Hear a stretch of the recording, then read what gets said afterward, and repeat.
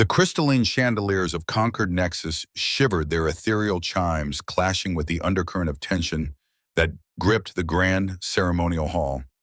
Arlencourt adjusted his diplomatic uniform for what felt like the 100th time, earning a sharp glance from his superior, Ambassador Torin. Enough with the fidgeting core. Torin hissed, his voice barely a whisper. You're Earth's envoy, not some nervous cadet at a prom. Arlen forced his hands to still, but his thoughts churned like a storm.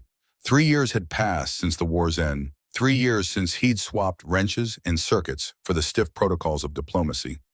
Now, here he stood in the neutral zone, a fragile bridge between former foes, watching history unfold in a pageant that felt more like a masquerade than a path to peace.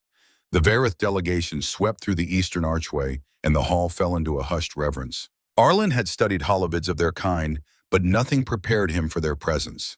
The Varith moved with a liquid grace, their wings folded like shimmering cloaks of iridescent feathers, each motion sending cascades of color through the air, a biological wonder that defied human science.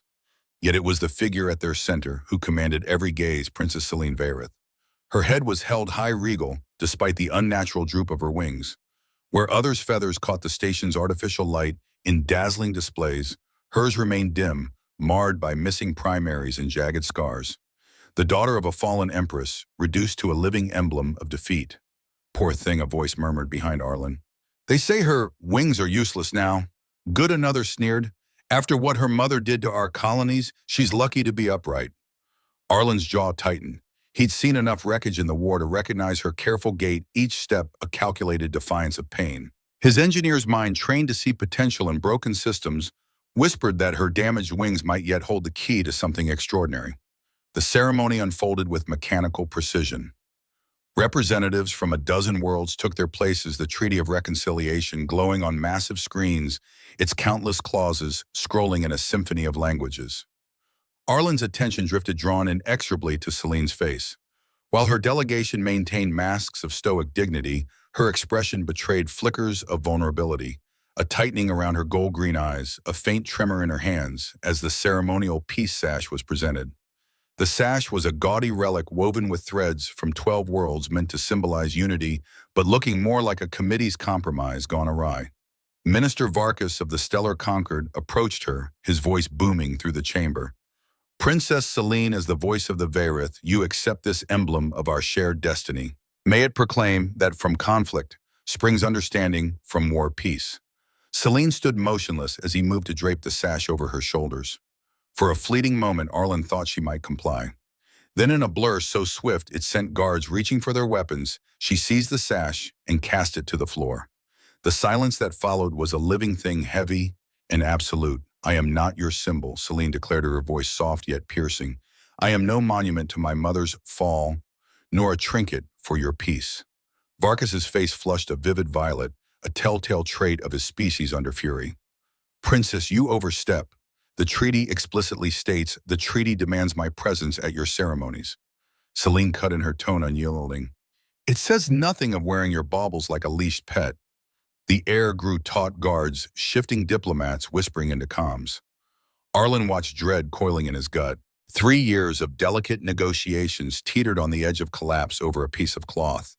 Then, without thought, without regard for his career, or the unspoken rule that junior diplomats should remain invisible, Arlen laughed.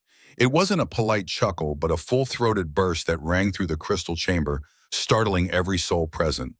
Ambassador Torin looked as if he might combust. Varkas's violet hue deepened to a near black. I'm sorry, Arlen said, his grin betraying no remorse. It's just we've spent 3 years forging the galaxy's most intricate peace treaty, and we're about to unravel it over a sash that looks like it was designed by a committee allergic to taste. The silence stretched brittle and precarious. Then impossibly, a new sound emerged, soft, almost lost, but unmistakable. Princess Selene was laughing. The sound transformed her, shattering the mask of cold dignity to reveal a woman, young, vibrant, and caught by the absurdity of it all.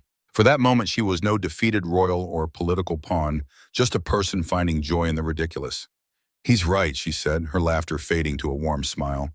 Look at us, the galaxy's mightiest powers nearly sparking a war over fashion. A snort broke from the crowd, followed by a diplomat's stifled chuckle. Like a dam bursting, nervous laughter rippled through the hall. Even some Varith delegates softened their wings, twitching slightly. Varkas, however, remained unamused, his face a storm of indignation. This is unacceptable. Guards escort Mr. Core, Arlen Core. Arlen supplied cheerfully. Junior diplomatic attaché. Earth delegation. Honestly, Minister, shouldn't we be toasting this moment? We've just uncovered a universal truth. Bureaucratic fashion sense is atrocious across every species. Enough, Varkas's voice thundered. Your insolence will be reported. Actually, Celine stepped forward, her damaged wings shifting with a quiet rustle. I'll wear the sash. The hall froze again. With a grace that belied her pain, she bent, retrieved the discarded fabric, and draped it over her shoulders with theatrical flourish. There, satisfied though I stand by Mr. Core's critique of its aesthetic shortcomings. Her eyes met Arlen's, and she winked a bold conspiratorial gesture that sent heat flooding his face, hopefully less obvious than Varkas's purple rage. The ceremony resumed, but its rigid formality had cracked, giving way to something warmer, more human. When it concluded, Arlen found himself cornered by a furious Tauren. What were you thinking? The ambassador hissed. Do you realize the protocols you've trampled, Ambassador Tauren? A melodic voice interrupted, consonants lilting like a song. Princess Celine stood behind him, her guards keeping a watchful distance. Tauren stammered, bowing awkwardly. Your Highness, I assure you, Core's actions don't reflect. On the contrary, Celine cut in smoothly. Core's actions embody what these talks have lacked: honesty. Hard. She paused, a faint smile ghosting her lips. Humor. She turned to Arlen, her eyes shifting between gold and green, studying him with unguarded curiosity. You're an engineer, aren't you? Not a polished diplomat. He swallowed, caught off guard. How did you... The way you stand scanning the hall's structural lines like a blueprint. The way you look at my wings, not as a symbol of shame, but as a puzzle to solve. Her voice held no judgment, only intrigue. Former engineer, Arlen admitted. Combat Engineering Corps, 3rd Fleet. Now I shuffle papers and attend ceremonies. Why the change? I got tired of building things meant to destroy. Thought I could help construct something better. She regarded him for a long moment, as if weighing his soul. The Stellar Concord is launching a cultural exchange program to foster understanding between former enemies. Volunteers are needed, one from each species, living and working together in neutral zones to prove cooperation is possible. Tauren perked up. Yes, a promising initiative. We've seen the briefing. Celine's gaze never left Arlen. I volunteer, he blurted before he could stop himself. Tauren choked. Core, you can't just I volunteer as well, Celine declared. Mr. Core and I seem to share a certain alignment in perspective. Minister Varkas materialized as if drawn by the scent of chaos. Princess, surely someone of your stature shouldn't. My stature makes me ideal for this, she countered sharply. Unless the Concord admits some are too valuable to risk for peace. Arlen watched calculations flicker across Varkas's face. Denying her would label the program unsafe. Accepting her meant pairing a volatile princess with an unpredictable human. Very well, Varkas said, each word dripping with reluctance. Report to Residential Section C at 0800 tomorrow for program details. He stormed off, likely to draft scathing reports. Tauren shot Arlen a glare, promising future reckoning before following, leaving Arlen alone with Celine and her guards. That was impulsive, she noted, a hint of amusement in her tone. Yeah, I'm known for my measured decisions, Arlen quipped, then added, that was sarcasm in case it doesn't translate. It translates perfectly. She started to turn, then paused. Tell me, Mr. Core, do you truly see my wings as a problem to solve? He considered a diplomatic dodge, but chose truth instead. I see them as wings that don't work as they should. To an engineer, that's just a system needing a fresh approach. It doesn't make them less. Sometimes the best breakthroughs come from fixing what's broken. She was silent so long he feared he'd overstepped. Then she nodded, a slow, thoughtful gesture. Tomorrow, then. Try not to spark any more diplomatic crises before breakfast. No promises, he replied, earning another of her rare, radiant smiles. She departed, her guards falling into step, and Arlen watched until they vanished through the archway. His mind buzzed with possibilities and perils. He'd volunteered for an unknown mission, partnered with a woman his people still called an enemy, and likely sabotaged his career. Yet for the first time in years, he felt he'd done something right. Morning arrived too soon.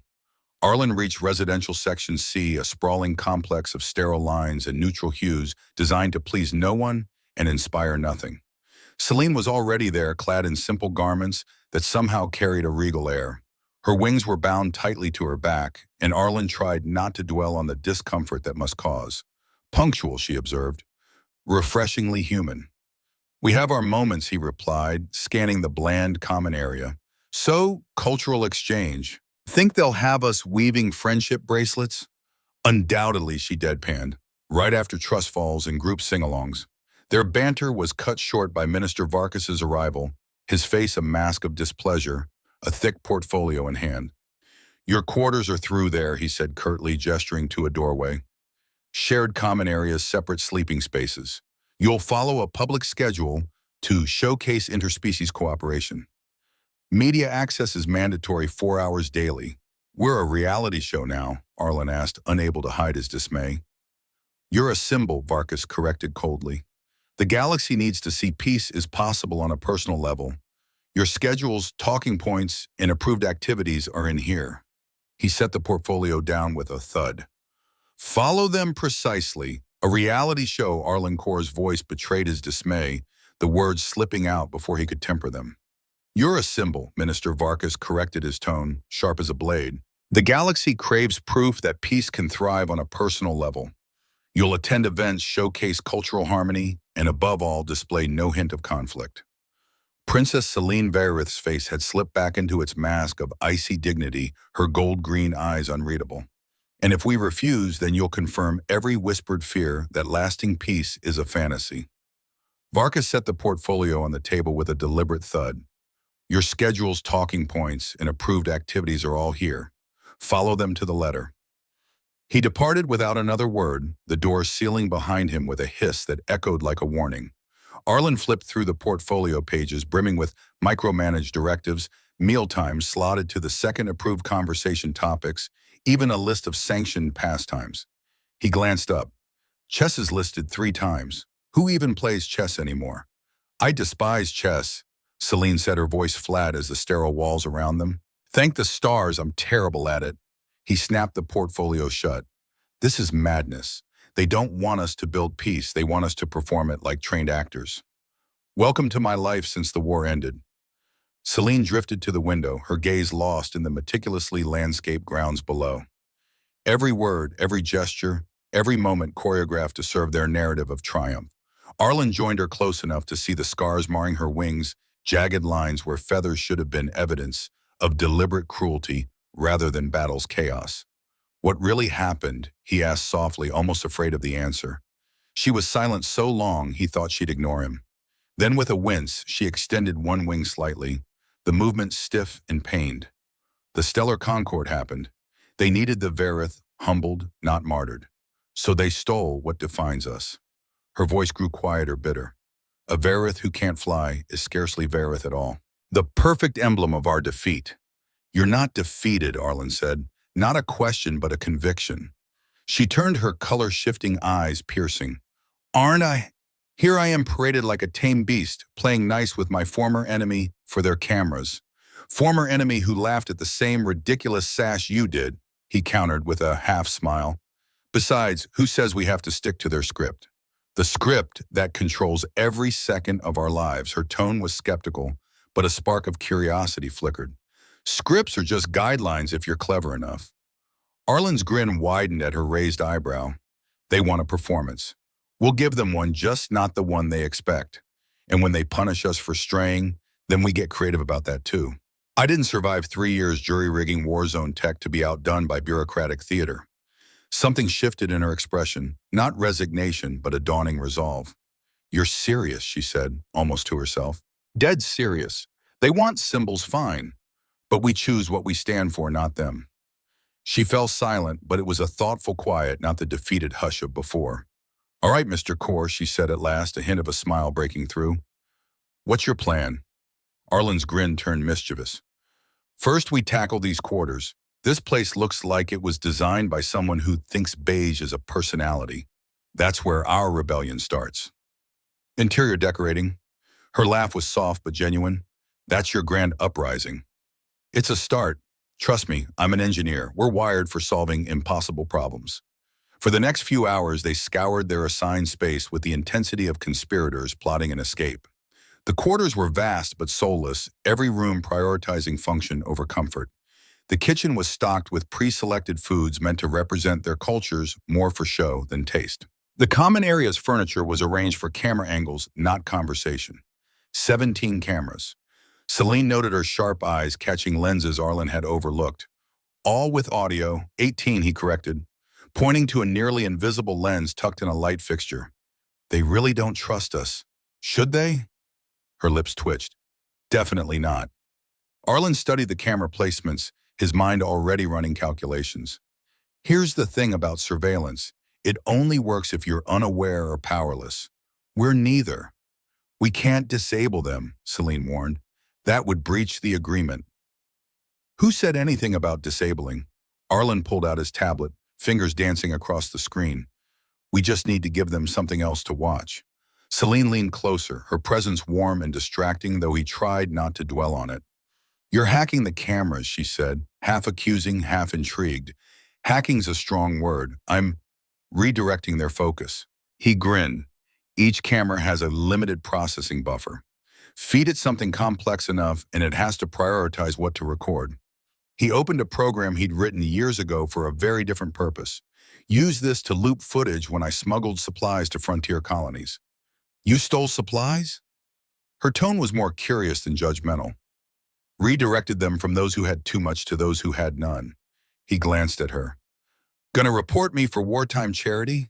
She waved a hand, her feathers rustling softly. I have bigger things to be offended by. The program uploaded and Arlen watched confirmation lights blink green on his tablet. There. When we need privacy, this floods the cameras with fractal patterns. They'll still record, but the files will be so massive and complex reviewing them is a nightmare. Clever, Celine said, settling onto one of the stiff couches, her wings shifting carefully. But they'll notice if we overuse it, which is why we'll be selective. Save it for talks we don't want broadcast to the galaxy. Like this one, she said, her voice softening. Exactly. He activated the program, watching the system confirm. We've got about an hour before they spot the data spike. Celine adjusted her wings, her movements deliberate to avoid pain. So Arlen Core, what do you really want from this arrangement? Her directness caught him off guard. Honestly, I'm not sure. When you threw that sash, something clicked. Like finally someone was real in all this staged reconciliation. And you thought I should live with this unpredictable alien princess. Her tone was teasing, but her eyes searched his. Pretty much. He joined her on the couch, keeping a careful distance. What about you?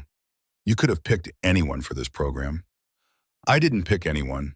Her wings tightened against her back. I picked the one person who made me laugh for the first time since... She trailed off, her expression clouding. Since they damaged your wings, he finished gently. She nodded, slow and deliberate. Do you know what laughter means to Varison? It's trust. It's lowering defenses, sharing understanding. We don't laugh with enemies. But you laughed with me, yes. She turned to him, her gaze piercing. Which either makes you not an enemy or me a traitor to my people. Or Arlen offered cautiously, it means we're both tired of labels someone else wrote. She considered this, a flicker of surprise crossing her face. You're more philosophical than your file suggested. You read my file? He felt exposed, but her small smile softened the sting. Of course. Former combat engineer. 3 commendations for creative problem solving. 2 reprimands for ignoring orders to get results. Transferred to diplomacy at your own request. No family, no serious relationships.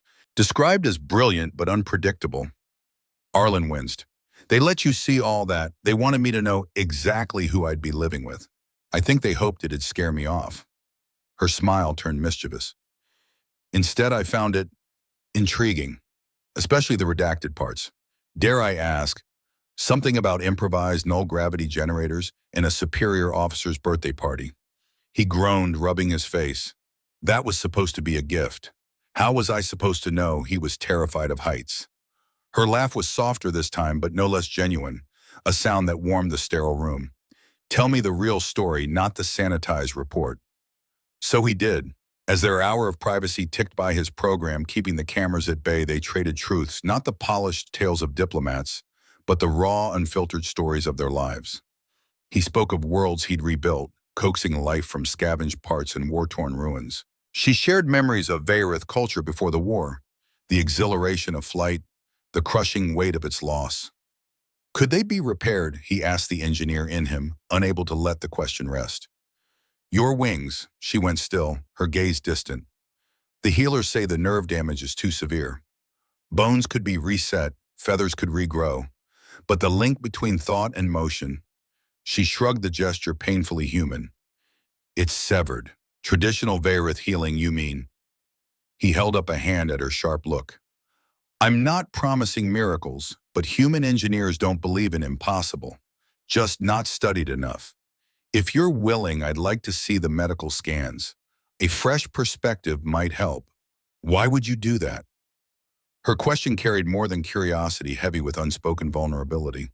Arlen met her eyes, his answer unguarded. Because everyone deserves a chance to fly again, literally or otherwise. Before she could respond, his tablet chimed, signaling the program's limit. Back to being watched, he said, deactivating the scrambler. Back to performing, she agreed, but a new light flickered in her eyes. Hope fragile, but undeniable. The next morning brought their first official cultural exchange, a cooking demonstration to showcase their world's cuisines. Media crews descended at dawn, turning their kitchen into a dazzling broadcast studio, lights so harsh they stung Arlen's eyes. Kalis, the harried Altarian production coordinator, rattled through his checklist. Smile off and lock eyes with camera 3, and no war talk unless it's the approved moving forward spiel. Arlen caught Celine's gaze. She'd slipped into diplomatic mode, her face a mask of pleasant neutrality, her wings held in a carefully curated pose to conceal their worst scars. What are you making, he asked as Kalis fussed with camera angles. Starfin soul, she replied, a Vayrith celebration dish. She paused, a wry edge to her voice. Ironic, since I can no longer reach the skies where starfins swim. Before Arlen could respond, Kalis clapped his hands. Places were live in 30 seconds. The next hour was a masterclass in performed harmony. Arlen prepared his grandmother's pasta sauce, spinning sanitized tales of Earth's culinary roots, while Celine demonstrated the delicate art of starfin preparation, her movements precise despite the way her damaged wings threw off her balance. Good pasta, Arlen told camera 3, is like good diplomacy. It takes patience, the right ingredients, and knowing when to bend. Fascinating, Celine replied, her tone perfectly pitched. In Vayrith culture, cooking is like flight, trusting the process, accepting that not all can be controlled. They moved around each other with choreographed ease, the production team beaming at their chemistry. But Arlen saw what the cameras missed, the faint tremble in Celine's hands. When she thought no one watched the flicker of pain when she reached too high, a straining damaged muscles. When filming wrapped, Kalis was ecstatic. Perfection. The networks say it's the most watched cultural broadcast in decades. Tomorrow it's the art exhibition. Then the music demo. Arlen barely heard him. His focus on Celine as her diplomatic mask melted the moment the cameras stopped. She sagged against the counter, her wings drooping. You okay? He asked quietly once Kalis left. Fine, she said automatically, then caught his skeptical glance. My wings ache when I hold them posed too long. It's nothing. It's not nothing. He stepped closer, studying the strained angle of her wings. I meant what I said about the medical scans. I know we're practically strangers, but maybe there's something. There's nothing. Her voice was sharp, cutting through the air. Every Vayrith specialist examined me. The damage was deliberate neural pathways, severed with surgical precision to maximize disability while minimizing scars. Your human medicine can't undo what was designed to be permanent. Her bitterness hit him like a blow, stirring an ache in his chest. Who did it? He asked, voice low. She was silent so long, he thought she wouldn't answer. Does it matter? She said finally. The stellar concord needed a symbol. My mother was dead, her empire crumbling. Someone decided her daughter's broken wings would send the right message. Someone from the Concord Arlen pressed. With their approval, she straightened, pulling her wings back into place with visible effort. Not a conversation for a kitchen with hidden cameras. He glanced around, then pulled out his tablet. Fancy a walk? I saw some gardens yesterday that looked worth a visit. We don't have garden tours scheduled for 3 days. So we'll call it spontaneous cultural appreciation. He flashed a grin. What are they going to do, arrest us for unscheduled strolling? 20 minutes later, they were wandering the gardens, a breathtaking tapestry of interspecies, horticulture where plants from a dozen worlds bloomed in harmony. Arlen had disabled the 3 cameras he'd spotted with small signal disruptors, a wartime trick repurposed for their quiet rebellion. "You're going to get us sanctioned," Princess Celine Varys said, her voice tinged with amusement rather than rebuke. "Probably," Arlen Core replied, his grin unrepentant. "But look at you, you're actually relaxed for the first time today." And she was.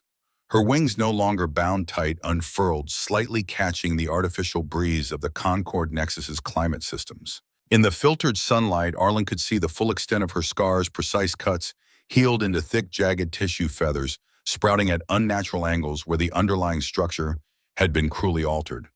The sight stirred something fierce in him, a mix of anger and resolve.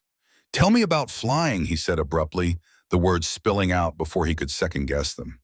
She turned, surprise flickering in her gold-green eyes. "Why? Because everyone fixates on what you've lost.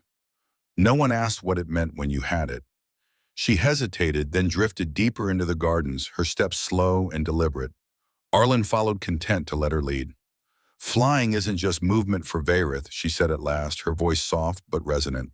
"It's how we think, how we dream. Our language has 17 words for wind currents, each laced with emotional weight. When a Varith comes of age, their first solo flight shapes their place in our world. Warriors chase storm winds. Scholars glide on steady upper currents. Artists dance in the thermals.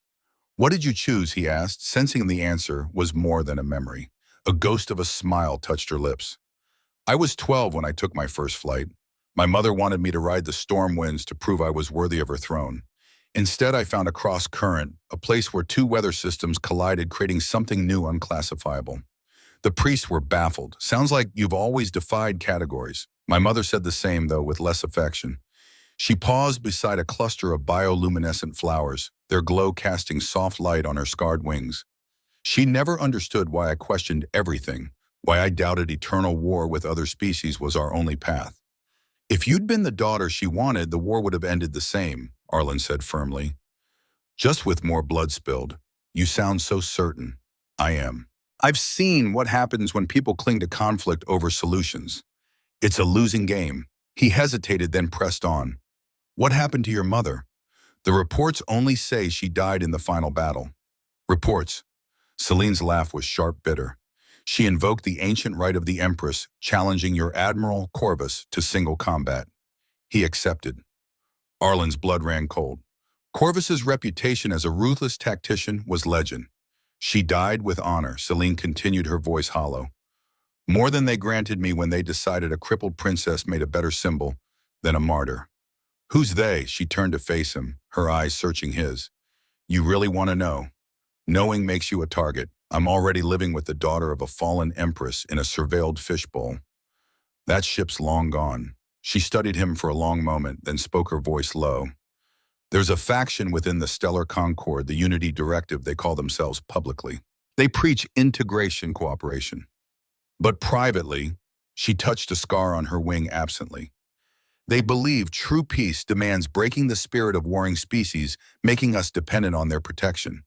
And you have proof. I have scars too precise for combat. Memories of a medical facility that doesn't officially exist. Snippets of overheard talks about sacrifices for the greater good." Her wings twitched involuntarily. "What I don't have is enough to go public." Arlen's mind raced. "The cultural exchange program?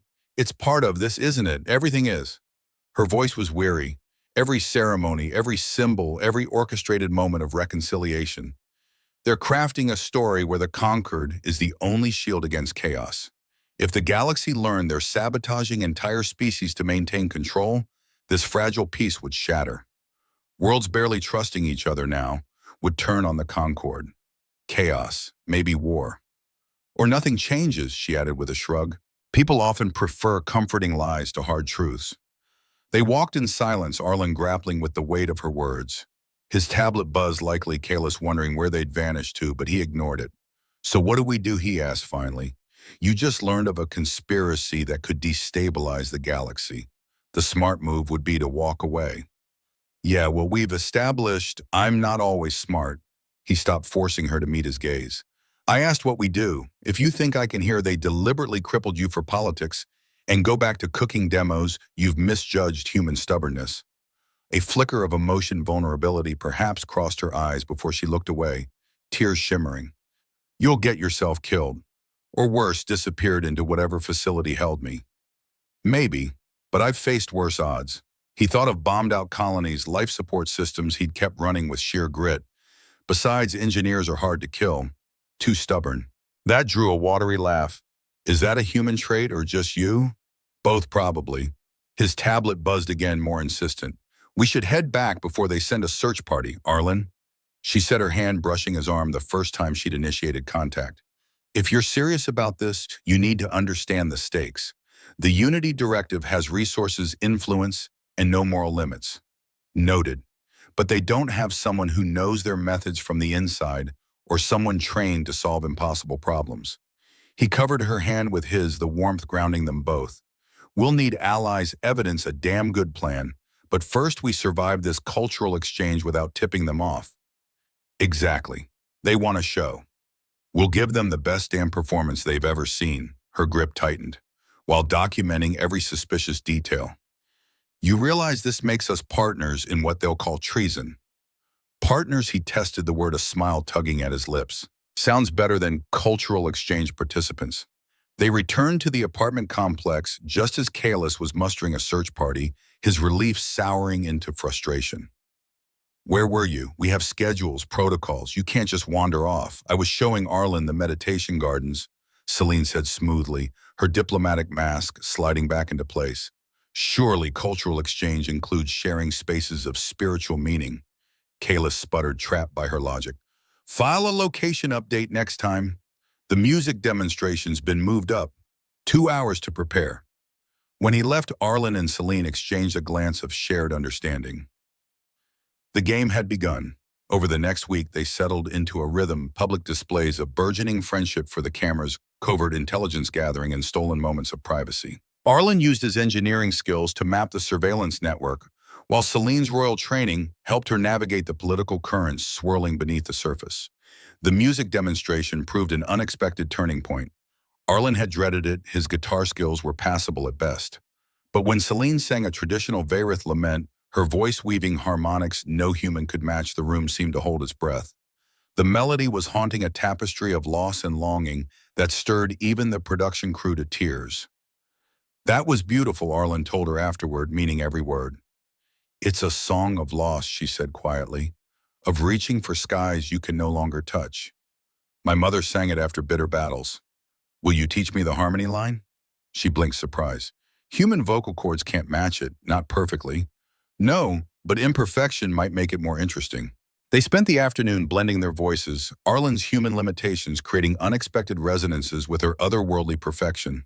When they performed the duet the next day, the galaxy responded with an outpouring of emotion. Messages flooded in from across the stars, viewers moved by their unlikely harmony. You're becoming symbols of hope, Kalis told them, practically giddy. Market research shows interspecies cooperation approval up 12% since your cooking demo. Arlen caught Celine's eye symbols again. But maybe they could shape what kind. That night, with Arlen's scrambler program shielding them from prying cameras, they confronted the unspoken tension growing between them. On the balcony under the artificial stars of the Habitat's dome, Celine's voice was soft but heavy. This is getting complicated. Which part? Arlen asked, leaning against the railing. The conspiracy, the surveillance, or us? She turned to him, her gaze unflinching. I see how you look at me when you think I'm not watching. And I feel things I shouldn't. Not with a human, not with anyone given my position. His heart pounded, but he forced honesty into his words. I know, and I know all the reasons it's a bad idea, different species, political fallout, living in a galactic reality show. But when you laugh, really laugh, I forget those reasons. When you let me see your pain instead of hiding it, I want to hunt down whoever hurt you and tear them apart. He paused, voice softening. And when you sing, I think the universe put us in this absurd situation for a reason. She was silent, her eyes searching his. Vayrith don't love like humans. We bond for life, rarely deeply. It's as biological as it is emotional. Our pheromones shift to align with our chosen partner. I didn't know that, he admitted, stunned. Most don't. It's not something we share with outsiders. She hesitated, vulnerability breaking through.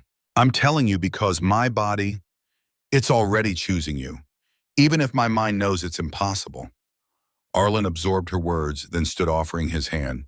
Dance with me. What? She stared at his hand, wary. No music, no cameras, no agenda, just dance. She hesitated as if his touch might unravel her. Then slowly she took his hand. He drew her close, mindful of her wings, and they swayed together in the quiet, the dome's artificial stars casting a soft glow. Her warmth pressed against him, her breath steadying as they moved, a silent promise in each step. The air seemed to hum with their closeness, her feathers brushing lightly against his arm, a sensation both foreign and electric. For the record, he murmured, humans don't have shifting pheromones, but we're damn good at choosing. And I choose you, impossible or not. She buried her face in his shoulder, and he felt the warmth of her tears through his shirt, her wings trembling slightly against him. They'll use this against us, she whispered. The unity directive, the Concord Accord. Everyone who wants us to fail, let them try. He pulled back, meeting her eyes. We're already plotting to expose a conspiracy. What's a little interspecies romance on top of that? Her laugh was shaky but real, a sound that lit up the night. You make it sound so simple. The best solutions are. It's the execution that gets messy. An alert chime signaling their privacy window was closing. They parted reluctantly, but the bond between them held fast. Tomorrow we visit a school, Celine said, checking the schedule. Inspiring young minds about peaceful coexistence. Perfect. Kids ask the best questions. Hard to stick to talking points when a 7-year-old wants to know why your wings don't match your dress. That's brilliant. Her smile transformed her face. Children don't follow scripts. Exactly. And any evidence we gather from their innocent questions can't be blamed on us going off message. Partners in subversion and romance. She said, her voice warm with mischief. My mother would be horrified. Good thing she's not here to see it. As they prepared for bed in their separate quarters, Arlen couldn't shake the sense that they were watched by more than cameras. The game was escalating, and he wondered how long they could play before someone rewrote the rules entirely. The school visit arrived with a swell of fanfare, their growing fame drawing larger crowds and tighter security. Arlen noticed new faces among their handlers, cold-eyed figures whose gazes felt more predatory than protective. Stay close, Celine murmured as they entered the building. Those aren't regular security. The children at least were a burst of genuine joy. A kaleidoscope of species filled the room, from tiny Zalon cubs to young Altarians already towering over Arlen. Their questions came fast and unfiltered, some innocent, others piercingly insightful. Why don't your wings work? A human girl asked Princess Celine Vareth, her voice cutting through the chatter with 6-year-old bluntness. The handlers stiffened their eyes, darting nervously, but Celine knelt to the child's level, her scarred wings shifting slightly. They were hurt in an accident, she said softly, her tone steady despite the weight of truth. Sometimes broken things can't be fixed the way they were. My mom's a doctor, the girl replied, undeterred. She fixes broken things all the time. Want me to ask her? Arlen Cora caught the glint of tears in Celine's gold-green eyes, a fleeting crack in her composure. That's very kind, she said, her voice warm. But sometimes being broken teaches us to be strong in other ways. That's dumb, the girl declared with unyielding certainty. If something's broken, you fix it, not make excuses for it. The handlers moved to intervene, but Arlen stepped smoothly into their path, his grin disarming. Hey kids, who wants to learn an Earth song? The distraction worked, the children's attention shifting, but Arlen tucked the moment away. Even a child could pierce the Concord's carefully spun narrative. Later, during the approved cultural presentation, an unexpected ripple broke the scripted calm. A young Vareth boy, no older than 8, slipped through the crowd during a break and approached Celine. My grandfather says you're not the real princess, he whispered, his voice barely audible. He says the true princess could sing the spirit chant's broken wings or not. Celine went still, her breath catching. Your grandfather sounds wise, she replied, her tone careful but kind. He wants to meet me. The boy nodded, pressing a small, crystalline feather into her hand, a sacred token worn by Vareth religious leaders. He told me to give you this. Before Celine could respond, Handlers swooped in their fixed smiles, masking urgency as they ushered the boy back to his class. But the moment lingered heavy with possibility or peril. That night in their quarters with Arlen's scrambler program cloaking them from surveillance, Celine showed him the feather, its facets catching the dim light. "It's an invitation," she explained, her voice low. "The spirit chants are sacred, known only to the royal line and the highest priests. If this grandfather knows them, he's either ancient or deeply connected. Maybe both?" Arlen turned the feather over in his hands, feeling its weight. Could it be a trap, the Unity directive testing, if you'll reach out to a dissident? Possibly, she admitted, her eyes narrowing. Or it's an ally, someone who remembers the truth before the Concord rewrote history. They debated through their hour of privacy, weighing risks against potential rewards. In the end, they agreed the chance was worth taking. Arlen would engineer a technical glitch during their next public appearance, forcing a detour through an unscheduled route. If the grandfather was watching, he'd find his moment. As they retreated to their separate quarters, Arlen felt the growing burden of their secrets. Each day brought new leads, new allies, new dangers, and the gnawing certainty that their time was running out before someone deemed them too troublesome to keep alive. He pulled out his tablet, pretending to review the next day's schedule while coding stronger privacy programs. They needed better defenses, more allies, and undeniable proof of the Unity Directive's crimes. Somewhere in the Concord Nexus's sterile corridors of power, decisions were being made about their fate, and Arlen was determined they'd write their own ending. A soft knock broke his focus. Celine stood in the hallway, her wings wrapped tightly around her like a cloak shielding her vulnerability. "Couldn't sleep," she said quietly. "Me neither." He stepped aside, heedless of what cameras might capture. They settled on his small couch, her head resting on his shoulder, her wings relaxing for the first time that day. No words were needed, just the quiet strength of their shared presence, a fragile oasis in a universe bent on pulling them apart. "Whatever happens," Celine murmured eventually. "I'm glad it's you," Same Arlen replied, pressing a kiss to the crown of her head, her warmth grounding him. "Partners. Partners," she echoed, shifting closer, her feathers brushing softly against him. "Even if it ends with us disappearing into some unmarked facility." "Especially then," he teased. "Can't let you hog all the torture and interrogation." Her laugh was soft but genuine, a sound that lit up the darkness. "Only you would joke about that. Humor's how humans handle impossible odds. That and stubbornness." "Then I'm glad I got the most stubborn human in the galaxy." They stayed entwined until dawn crept through the windows, drawing strength from each other for the trials ahead. The game was far from over and the true test loomed closer. Arlen's next act of sabotage was a masterpiece of subtlety. During their scheduled appearance at the Stellar Exchange, the main power grid flickered in what seemed a routine glitch, just enough to force a 15-minute detour through the old merchant quarter. Apologies for the inconvenience, Arlen told their handlers, tablet in hand, as he feigned diagnostics. "Backup route should be clear. These old systems, you know how they are." The handlers exchanged wary glances, but had no choice. The main route was genuinely impassable thanks to Arlen's meticulous tampering with the power nodes the night before. The merchant quarter was a labyrinth of narrow alleys and ancient shops run by species who'd traded long before the war's shadow fell. It was here, between a Zalon spice vendor's stall and an antique gravitic repair shop, that an elderly Vayrith emerged from the shadows. "Princess," he said, his voice carrying the formal cadence of the old imperial court. "I am Korith, keeper of the spirit chants. Your presence graces this humble street." The handlers moved to intervene, but Celine raised a hand. "Elder Korith, I accept your greeting in its spirit." She glanced at the increasingly agitated security team. "Surely there's no harm in receiving a blessing from one of my people's revered leaders." Caught by their own narrative of cultural respect, the handlers could only watch as Korith approached. Ancient, even by Vayrith standards, his silver-white wings gleamed with age.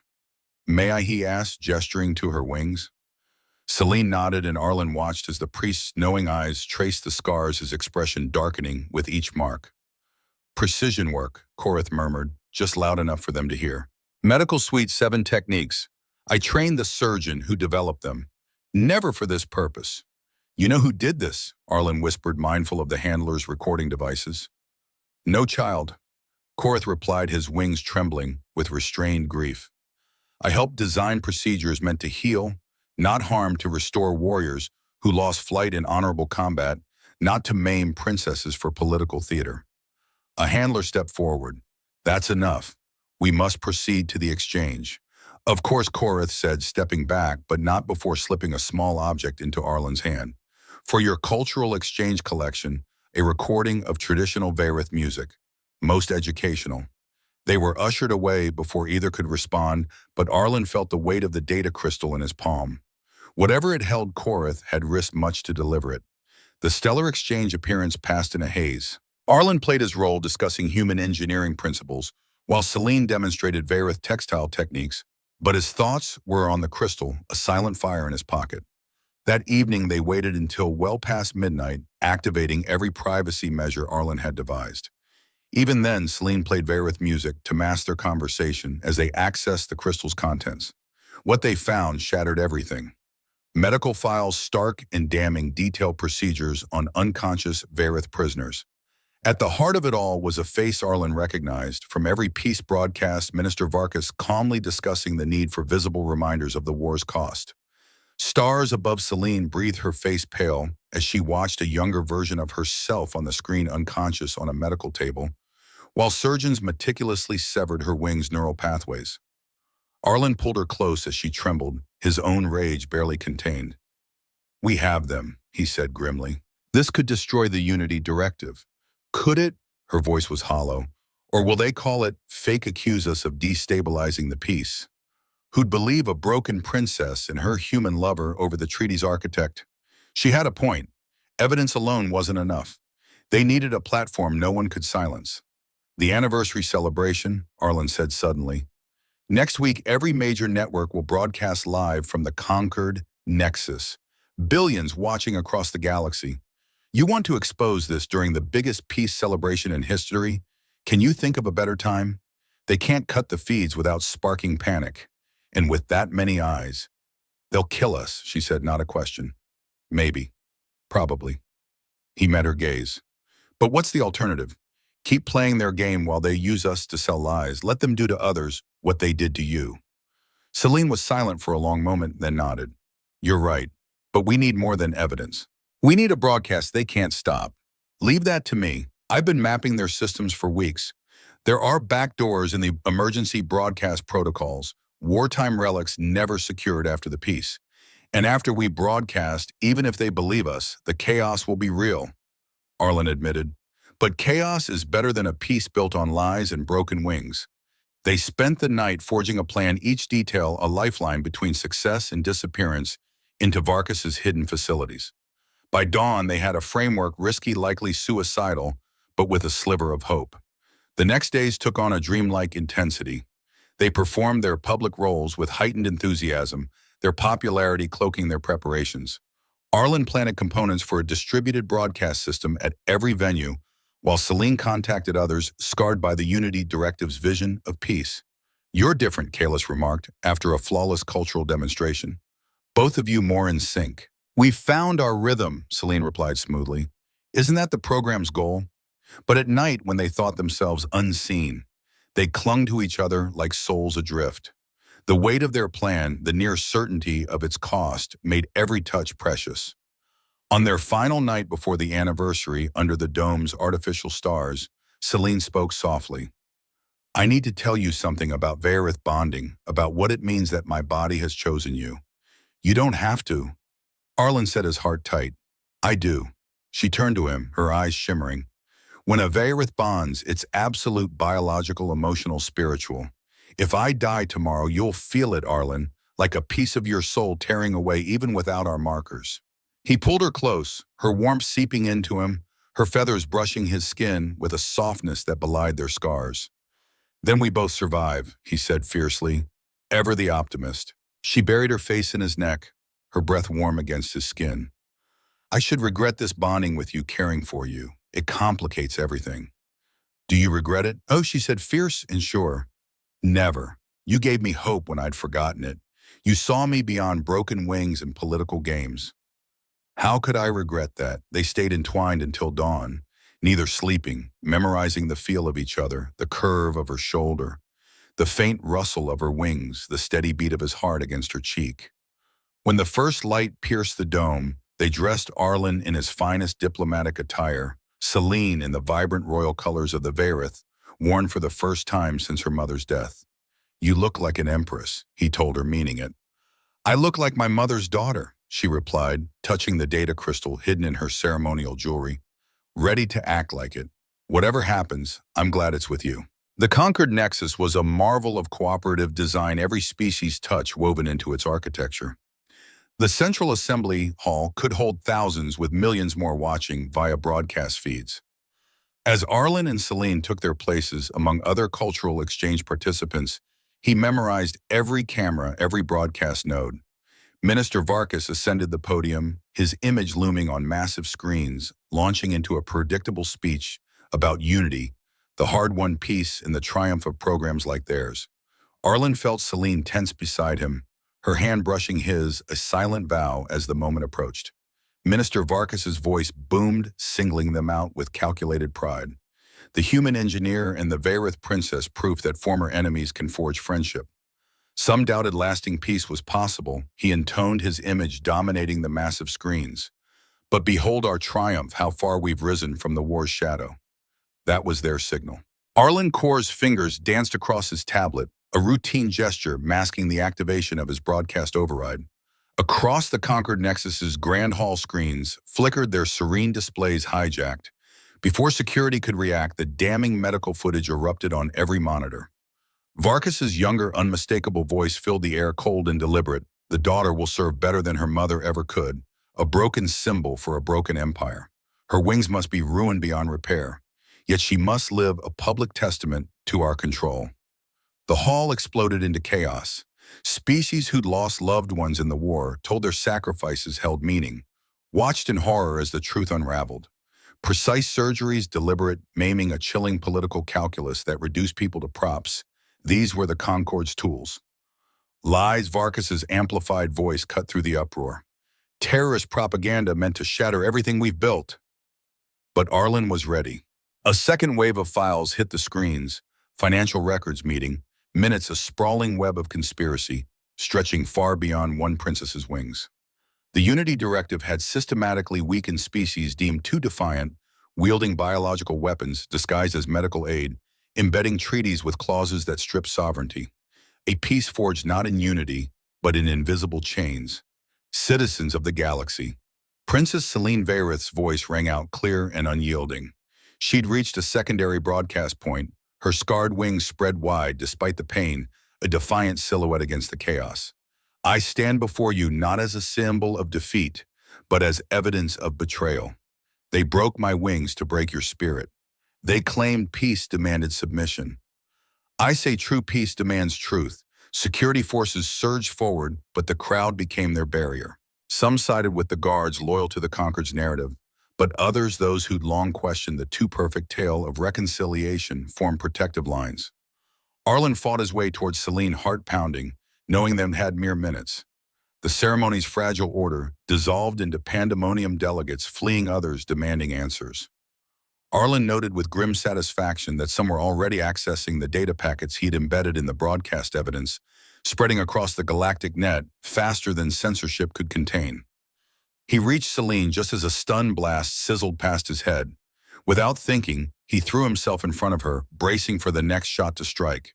But something extraordinary happened. Elder Korath appeared as if summoned from the ether, flanked by dozens of Varith, their wings spread in a ritual formation of defiance. Other species joined them. Humans who'd lost faith in the official story, Altarians, whose analytical minds had always doubted the Concord's numbers, even Zalones, whose hive memories held truths that clashed with approved history. "You want them?" Korath's voice soared above the chaos, steady and commanding. "You'll have to go through us all and explain to the watching galaxy why you're stunning civilians shielding a truth-teller." The security forces faltered, caught in the glare of their own transparency mandate. Every second was broadcast live, the Concord's insistence on openness. Now it's undoing. Varkas's face on the screens burned violet with rage. "Shut it down, all of it, emergency protocols." But Arlen's virus had already gutted those protocols. The broadcast pressed on now, streaming live feeds from medical facilities across the galaxy. Inspired by Celine's courage, other victims of the Unity Directive stepped forward, bearing scars, sharing stories, tearing away the veil of lies. "It's over," Arlen declared loud enough for nearby cameras to catch. "You can't disappear an entire galaxy. You can't silence us all. You've doomed billions," Varkas snarled from his podium. "Without the Concorde's control, old hatreds will flare. Wars will reignite. The blood will be on your hands," No, Selene countered, stepping forward majestic despite her broken wings. "The blood stains those who thought peace could be built on suffering, who believed control required breaking people. We reject your vision. We choose something better."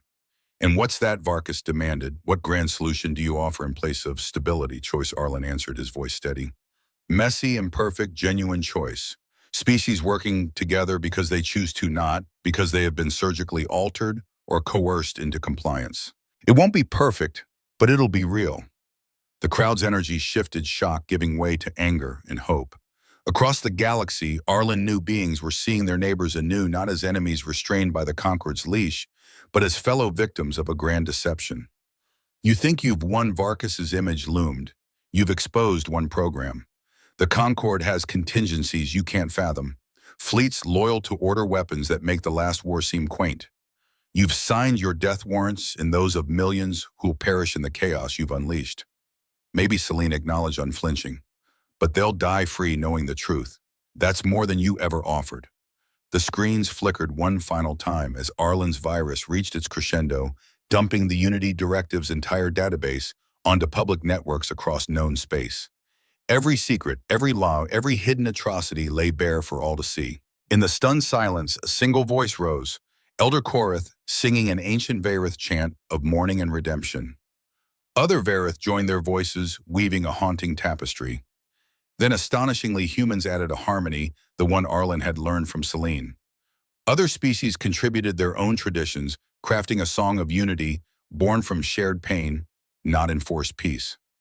Varkas fled the podium, his authority crumbling. Security forces lowered their weapons, uncertain of their purpose. The ceremony's rigid structure collapsed, replaced by something raw, uncertain, and vibrantly alive. Arlen found Selene's hand amid the chaos, their fingers intertwining. "We did it," he said, voice thick with emotion. "We started it," she corrected, squeezing his hand. "What happens now is beyond us." "Scared?" he asked. Terrified, she admitted, her grip tightening. But not alone. They stood together as the galaxy convulsed around them, their desperate gamble sparking changes they couldn't predict or control. Yet as Arlen watched beings once enemies stand united against a shared betrayal, he felt a flicker of something rare since the war's end: hope. Not the manufactured kind the Concorde peddled, but the real thing, fragile, uncertain, rooted in truth. "What now?" someone shouted. "Without the Concorde's structure, how do we keep the peace? We build something new." Selene answered, her voice ringing clear. "Together, not perfect but honest. And if old hatreds return, we face them honestly too. But I don't think we'll fail." She spread her broken wings wide, no longer hiding their scars. "We've all been broken by lies. Together we can heal with truth." The assembly that formed in the ceremony's ruins was chaotic, multilingual, teetering on collapse. But it was real in a way nothing had been for 3 years. Species voiced grievances directly, no longer filtered through Concorde intermediaries. Old wounds were acknowledged, not buried under platitudes. Through it all, Arlen and Selene stood as unlikely catalysts, not leaders, for neither sought that weight, but living proof that connection across divides was possible without coercion. Hours later, as makeshift committees formed to navigate the power vacuum, Korath approached them. "You've given us a great gift," he said, his silver wings catching the light, "and a terrible burden. Freedom is harder than chains." "We know," Arlen replied, "but chains disguised as freedom are the worst of all." Korath studied them, his gaze warm but piercing. "There's no going back, no safety, no anonymity. You'll be symbols whether you choose it or not. Then we'll be better symbols than before," Selene said, her voice steady.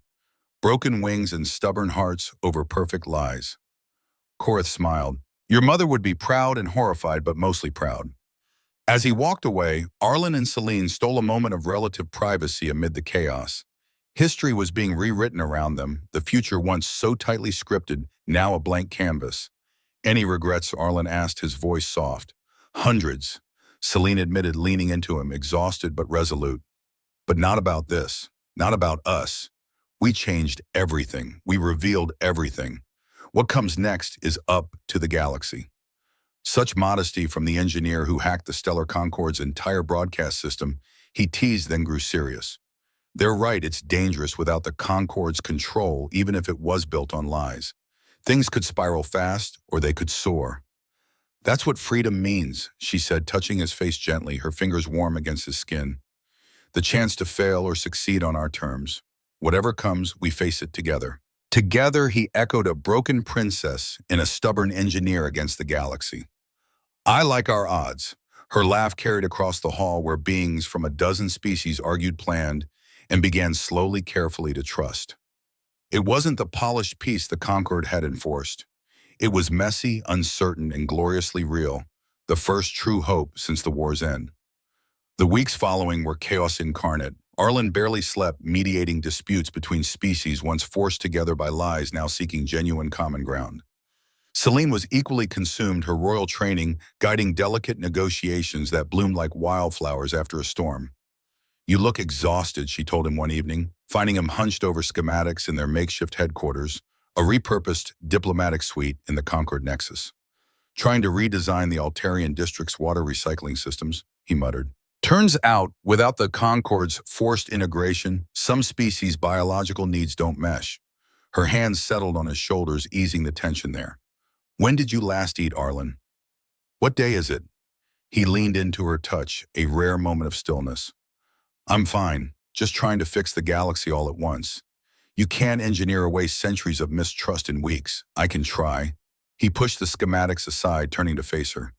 How was the Varith Council meeting? Her expression darkened. Half want to crown me Empress now. The other half call me a traitor who shattered our stability. And what do you want? She was silent, then moved to the window, gazing at the Nexus's chaotic sprawl, ships from dozens of worlds clustering in patterns unthinkable under the Concorde's rigid control. I want to fix my wings and vanish with you to some forgotten colony where we can just be. That doesn't sound like the princess who stood before the galaxy and demanded truth. Maybe I'm tired of being this symbol. Her voice was soft, raw. Everyone wants me to be my mother or her opposite, or some perfect blend of Varith tradition and galactic progress. No one asks what Celine wants. I'm asking, Arlen said, crossing to her.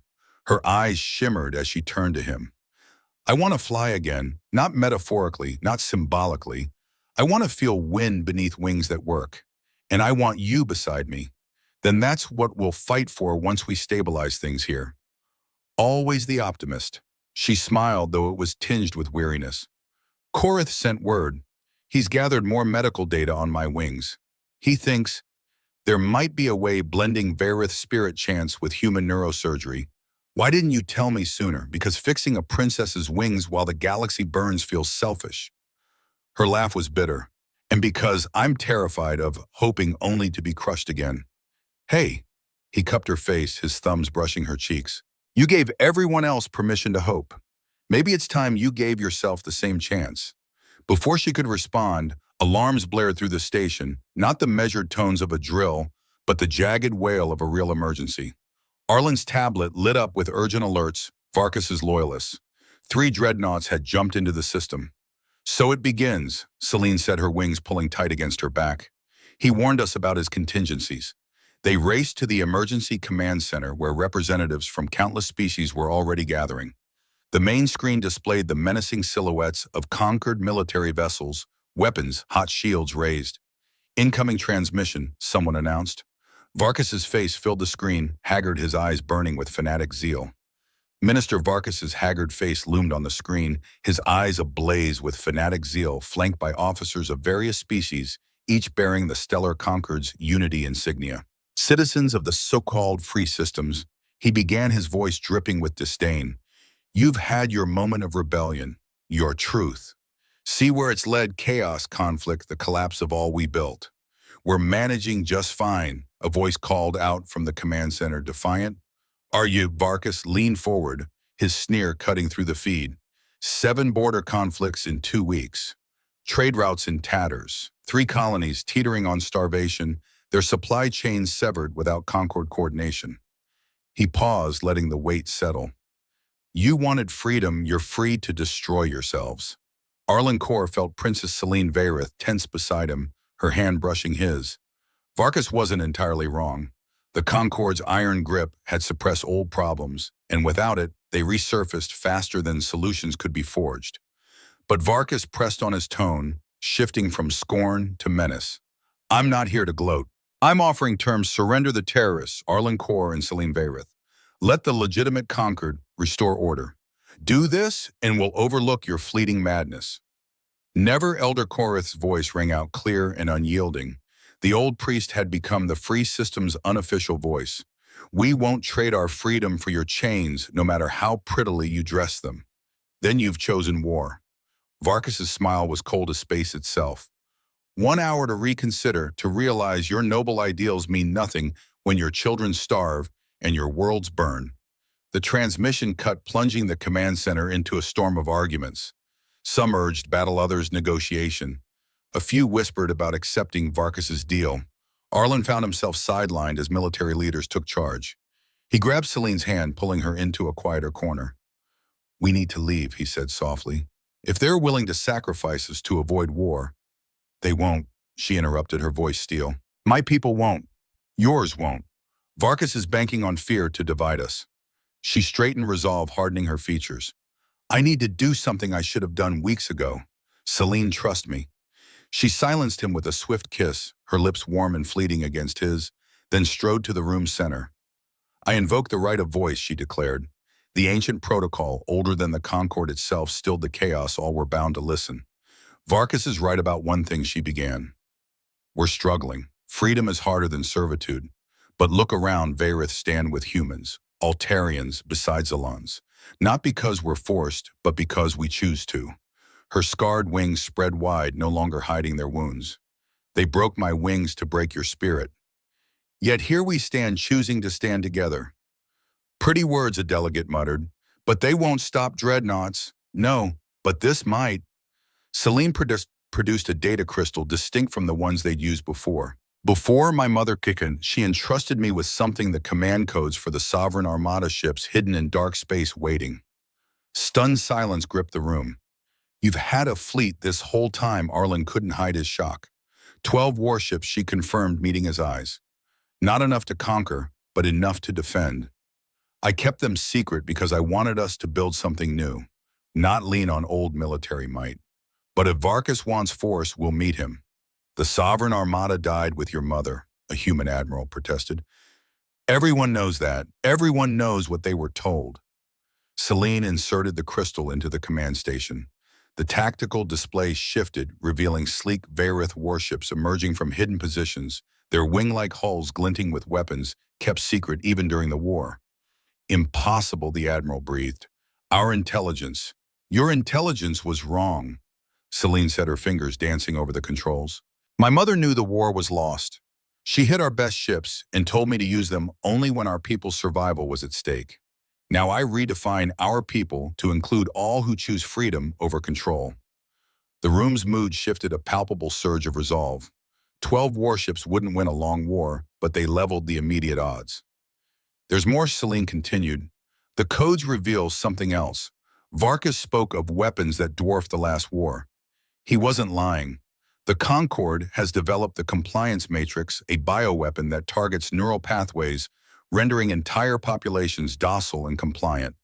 Horror rippled through the crowd. My mother uncovered it before her death, Celine said. It's why she challenged Admiral Corvus to single combat to buy me time to escape with this knowledge. Arlen's mind reeled. That's why they broke your wings publicly, to ensure no one would believe you if you spoke. Except someone did listen. Her gaze met his, warm and fierce, tightening his chest. A stubborn engineer who laughed at the wrong moment. We must destroy those weapons, Korith said urgently. Before they're deployed, agreed, Celine replied. Pulling up more data.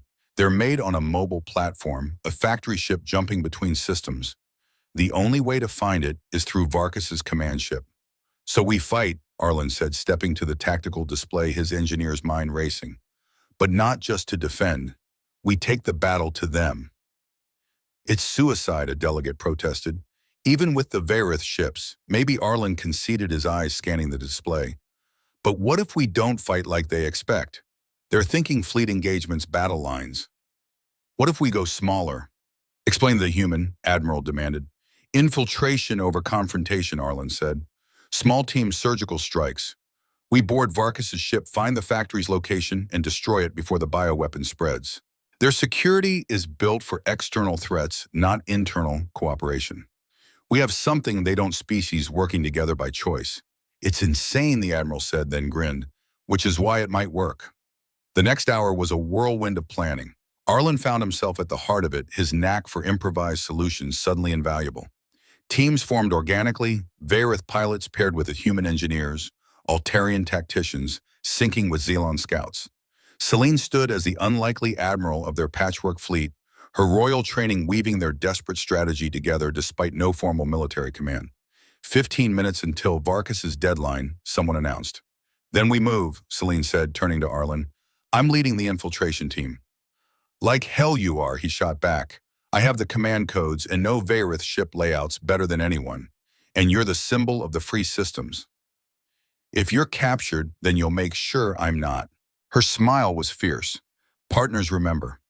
He wanted to argue, but time was short and she was right. Their best shot needed them both. Fine, but we do this my way. Fast, quiet, with a damn good exit strategy. I wouldn't expect less. They assembled a team chosen for skill over politics, a mix of species bound by purpose. As they headed for the shuttle bay, Karith intercepted them. Princess, a moment. He drew Celine aside, speaking in hushed tones. Arlen couldn't hear, but he saw her eyes widen, then shimmer with tears. The old priest pressed something into her hand before stepping back. What was that about? Arlen asked as they boarded the shuttle. Hope, she said simply. He gave me hope. They launched part of a seemingly chaotic response to Varkus's ultimatum.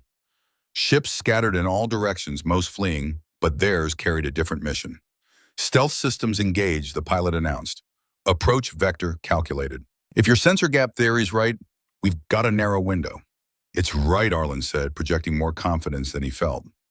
I spent 3 years dodging Concord sensors. They haven't had time to adapt. The next minutes were a taut silence, their shuttle slipping through space like debris in the chaos. Arlen found Celine's hand in the dark, their fingers intertwining a lifeline in the tension. Whatever happens, she whispered. We finish this together, he whispered back. The dreadnought loomed a massive, menacing shadow, but Arlen's gamble paid off, their security focused outward, not inward. The shuttle docked at a maintenance port without triggering alarms. Everyone know the plan, Arlen checked his gear one last time. We've got maybe 20 minutes to find the data core, download the factory's location, and get out before they blow us to atoms. Simple, a team member quipped. Exactly, Arlen replied. What could go wrong? Celine laughed, a spark of defiance in the grim moment. Everything, but that's never stopped us. They moved through the ship's corridors with practiced precision, Arlen's wartime experience guiding them to critical systems, Celine's presence unlocking doors that would have demanded hours of hacking. They were halfway to the data core when alarms screamed. So much for 20 minutes, someone muttered. Keep moving, Arlen ordered. They know we're here, but not where. Celine was already at a terminal, her fingers flying, flooding internal sensors with ghost signatures. It won't hold long, she warned. They reached the data core as security teams closed in, sparking a chaotic running battle through corridors built for order, not combat. Arlen lost track of everything but keeping Celine safe as she worked to extract the data. Got it, she announced, her voice tight. Factory location and stars the bioweapon. They've tested it on 3 outer colonies. Thousands made compliant overnight, stripped of their will to want freedom. Rage surged in Arlen's chest. Then we stop them before it spreads further. Arlen, she said urgently, the data shows something else. The factory's not just making weapons, it's producing medical supplies vital to those colonies. If we destroy it, people die either way. The decision's weight crushed him, but he held her gaze. At least without the bioweapon, they die free. She nodded, grim but resolute. Then we'd better. The wall exploded, smoke billowing as Varkus stepped through, backed by a squad of Concord loyalists. He looked older, more haggard, but his eyes burned with unshaken conviction. Did you think it would be that easy? He sneered. That you could waltz onto my ship and steal a victory? Worth a shot, Arlen said, pushing Celine behind him. Such bravado, such human arrogance. Varkas aimed his weapon at Arlen's chest. You've doomed billions with your naive idealism. The bioweapon was mercy compared to what comes next. Slavery isn't mercy. Celine stepped out, her voice cutting like a blade. No matter how you dress it up, says the princess who hid a fleet while playing the broken victim. Varkas spat his laugh bitter. We're not so different, both willing to lie for what we believe. The difference is what we believe, she countered. You think people must be controlled. I believe they should choose, even if they choose war, even death. Varkas's finger tightened on the trigger. Then you've chosen your fate. The shot never came. An Altarian guard, one of Varkas's own, turned his weapon on his commander. She's right, sir, he said. I've served loyally, but this isn't peace. It's fear wearing a mask. The moment of confusion was all Arlen needed. He lunged his technical training, morphing into combat instincts. The fight was brutal, but brief. When it ended, Varkas lay unconscious, their path clear. We need to go, Arlen gasped, nursing fresh bruises. That alarm means self-destruct. Celine nodded. Varkas would rather die than let us escape with the data. They ran through smoke-filled corridors, past crew members torn between stopping them and fleeing. The Altarian guard who'd turned led them through shortcuts, his knowledge invaluable. Why, Arlen asked as they ran. Because I have a daughter, the guard panted. I don't want her growing up in a galaxy where thoughts are stolen by bioweapons. They reached the shuttle bay as explosions tore through the ship's superstructure, their pilot waiting with engines primed. Go! Go, go, Arlen Core shouted, shoving his team aboard the shuttle, his heart pounding as he stole one last glance back. Minister Varkas stood framed in the bay's entrance, bloodied but defiant, his eyes burning with unyielding resolve. You've won nothing, Varkas called, his voice a venomous rasp. The factory will churn out more weapons. Other loyalists will carry on. Order will triumph over your chaos. Maybe Arlen shot back, his voice steady despite the case, but we'll be there to stop them every time as long as it takes. He dove into the shuttle as it lifted off the bay doors, slamming shut on Varkas's furious glare. They cleared the dreadnought just as it began its death throes, secondary explosions tearing through the colossal ship in fiery cascades. Did we get what we needed? The pilot asked, voice tight with urgency. Coordinates, production schedules, deployment plans. Princess Celine Vayrith confirmed, her tone resolute. Everything. Then let's finish this. Outside, the battle had shifted in their favor. The sudden emergence of the Vayrith Sovereign Armada had stunned the Concord forces, but more crucially, it had ignited a spark of defiance. Ships that had been fleeing turned to fight species once divided by enmity, now coordinating with startling precision. Arlen barely registered the chaos, his focus locked on Celine. She held herself too carefully, pain etched in the lines of her body. You're hurt, he said, concern sharpening his voice. Just bruised, she replied, but she let him check, wincing as his fingers found a burn along her ribs, raw and angry, from a glancing shot in the fight. You should have said something. When during our dramatic escape, she managed a faint smile, her gold-green eyes catching the shuttle's dim light. I'll be fine, we have bigger concerns. She was right. The factory ship's coordinates placed it 3 jumps away, far enough to complicate their approach, close enough to deploy more bioweapons within days. We need the fastest ships, Arlen said, thinking aloud. A strike force to hit hard and get out before no. Celine cut in, her voice firm as steel. We need everyone. This isn't just about destroying a weapon. It's about proving free people can unite against tyranny. That's a beautiful sentiment, but tactically we think bigger. She moved to the shuttle's comm system, her scarred wings shifting with purpose. This is Princess Celine Vayrith to all free ships. We've located the Compliance Matrix factory. I'm transmitting coordinates now, not just to our fleet, but to every ship, every station, every soul who values freedom over control. Arlen watched awestruck as responses flooded in, not only from their ragtag fleet, but from civilian vessels, independent traders, even conquered ships whose crews had begun questioning orders. You're building an armada, he breathed. I'm building hope, she said, turning to him, her eyes fierce with conviction. The Concord ruled through fear of chaos. We'll win through trust and choice. Within hours, the largest fleet in post-war history had assembled, not bound by species or allegiance, but by shared purpose. It was messy, uncoordinated, and by all military logic doomed to fail. It was perfect. The jump to the factory system was surreal. Warships flew alongside converted freighters, former enemies sharing navigation data with seamless trust. Arlen found himself coordinating between a Vayrith strike wing and human engineers who'd repurposed mining vessels for the assault. "You realize this is insane," he told Celine during a brief respite, watching her don her mother's command, armor modified to fit her damaged wings. "Sanity's overrated," she replied, fastening the last clasp every inch, the warrior princess. "Besides, you taught me impossible. Just means insufficiently studied. I'm going to regret that phrase. Us, aren't I?" "Probably." She looked up, regal and fierce. "How do I look? Like you're about to rewrite history?" He pulled her close, his hands careful around her wings, the warmth of her body grounding him. "Also terrifying." "Good. That's what I was aiming for." Her expression softened, and she touched his face, her fingers tracing the lines of his jaw. "Arlen, if something happens—" "Nothing will happen," he interrupted, but her gaze held him. "If it does," she said, her voice soft but resolute, "know you gave me something I thought I'd lost forever. Hope, purpose, love. You gave me the same." He kissed her, pouring every unspoken word into the contact, their lips meeting with a desperate tenderness that drowned out the chaos. Her breath was warm, her feathers brushing his arms, a fleeting moment of intimacy in the face of war. "Now let's save the galaxy so we can have that quiet life you mentioned. The one where I have working wings," she said, a smile breaking through. "That's the one. Then we'd better not fail."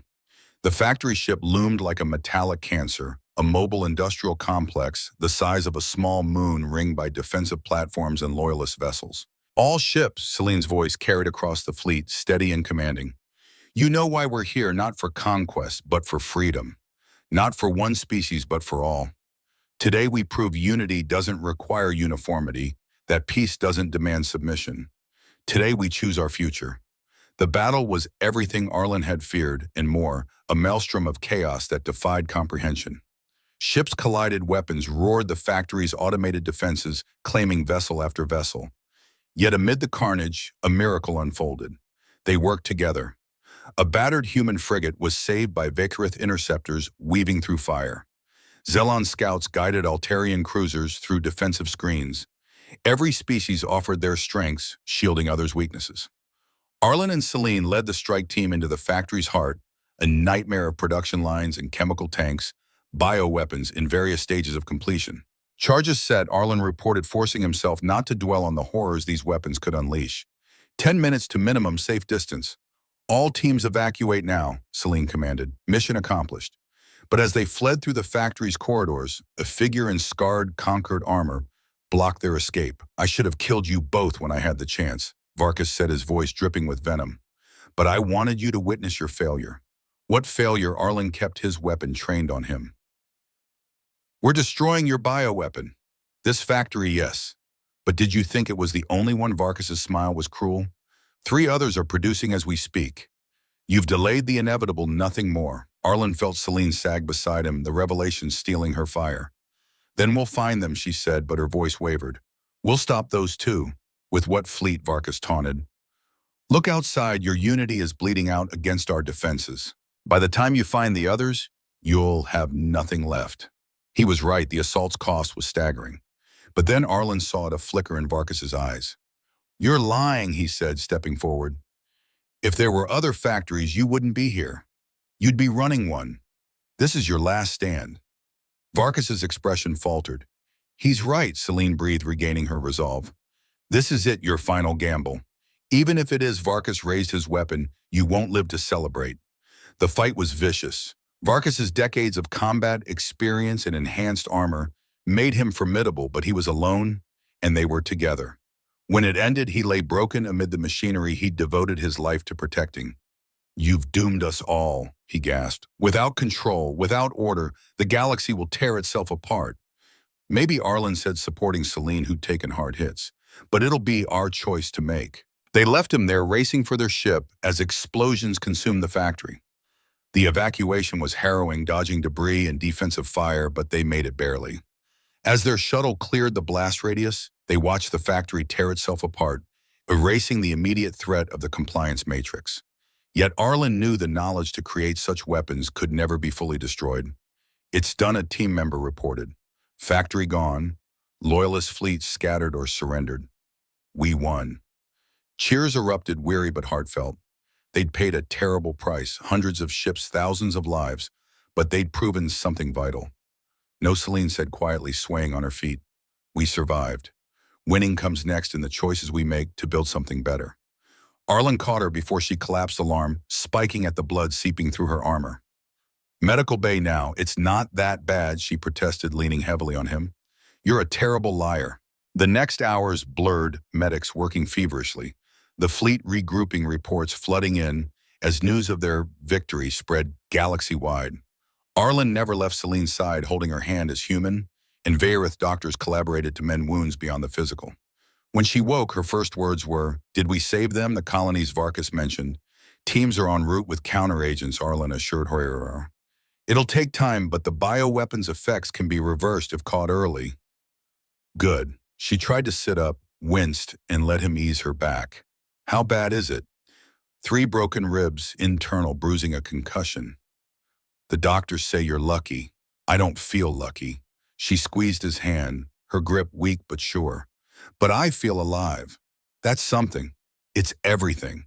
He kissed her forehead, her warmth anchoring him. "Rest. The galaxy will still be there when you wake." "Will you?" Her smile was faint but real. "Always." She drifted back to sleep, and Arlen settled beside her, finally letting the weight of their actions sink in. They'd stopped the bioweapon, shattered the Concorde's military might, proved cooperation without coercion was possible. But Celine was right, this was survival. The true work of building something better would take years, perhaps generations, fraught with failures and triumphs.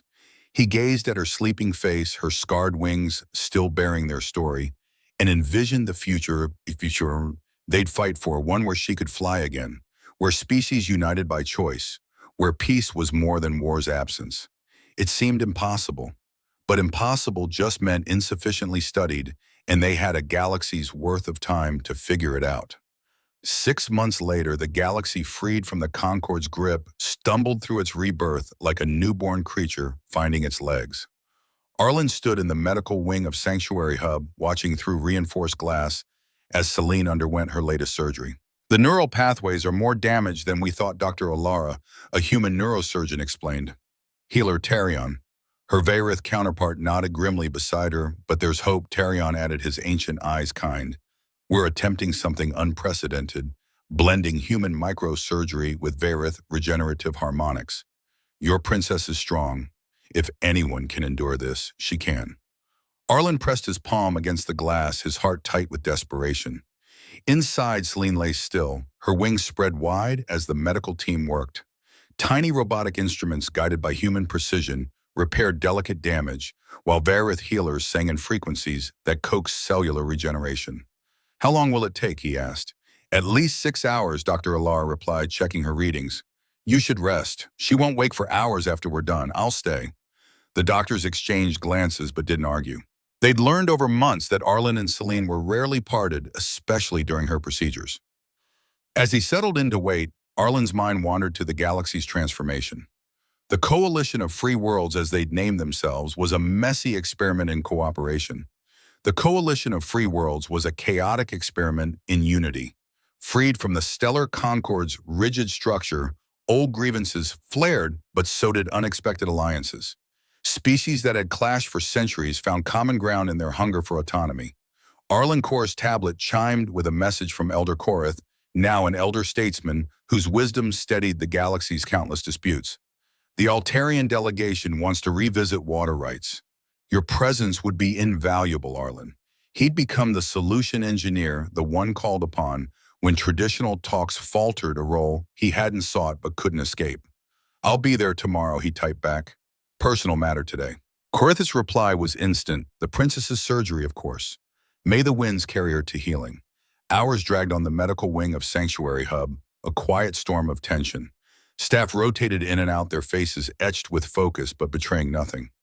Arlen dozed fitfully, jolting awake each time the surgical suite's doors hissed open or closed. Dawn was breaking when Dr. Alara emerged, exhaustion carved into every line of her face. While Arlen was on his feet, heart pounding. We've done all we can, Alara said. The neural pathways are reconnected, the damaged tissue regenerated. In theory, she should fly again. She paused, her voice cautious. But theory isn't practice.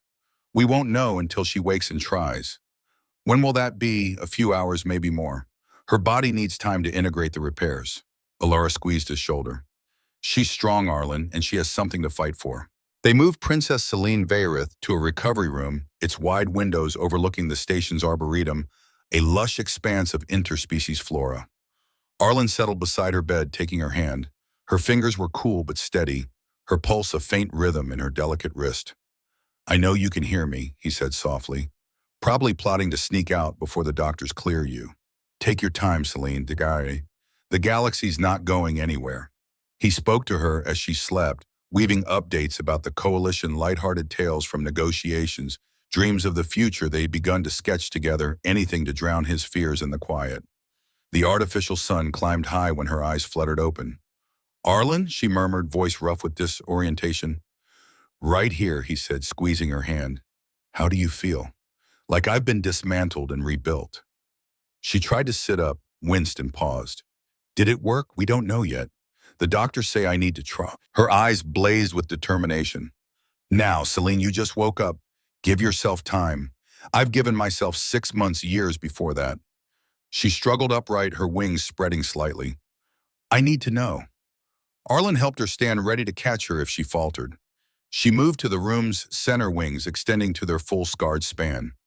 For a moment, nothing happened, the air thick with anticipation. Then slowly, tremulously, her primary flight feathers stirred, not the involuntary twitches of before, but deliberate, purposeful motion. I can feel them, she whispered, tears streaming down her face. Arlen, I can feel my wings. The door burst open, medical staff rushing in, alerted by spiking monitors.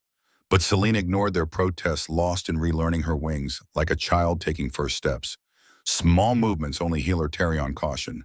The connections are fragile. Too much strain could. A laugh bubbled from Celine's chest, bright and unrestrained. They move. After all this time, they actually move. She turned to Arlen Joy, transforming her face, making her scars seem like badges of triumph. You did this. You believed when everyone called it impossible. We did this, he corrected, his voice thick. Together, she kissed him, propriety abandoned in a surge of raw emotion, her lips warm and fierce against his, her feathers brushing his arms in a fleeting electric caress. The medical staff faded into the background. As they clung to each other, the galaxy's weight momentarily lifted. When they parted, Alara was smiling despite herself. As touching as this is, you need rest. Real rest. The neural connections need weeks to stabilize. No flying until we're sure they can handle it. Weeks, Celine's face fell. Better than never, Arlen reminded her. Besides, we've got plenty to keep us busy. Like the Altarian water rights mess, she groaned. I'd rather face another bioweapon factory. In the days that followed, Celine's recovery became a beacon for the coalition. Word of her healing spread like wildfire, drawing delegations eager to witness proof that broken things could mend. I feel like an exhibit, she complained after the 5th group left their quarters. Your hope, Arlen corrected, massaging her shoulders, easing the tension from her healing wings. Living proof that species working together can achieve miracles. I just wanted my wings back. I didn't sign up to be a metaphor. He laughed. Too late. But if it helps, you're a damn attractive metaphor. She elbowed him gently, a playful spark in her eyes. Smooth talker. Is that how you handle water rights, flattery, and distraction? Sometimes. Though math works better with Altarians. Their lives had woven into an easy rhythm, personal and professional threads entwining.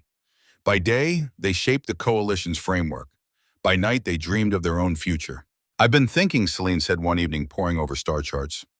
Once I'm cleared to really fly, where should we go first? Anywhere you want, Arlen said.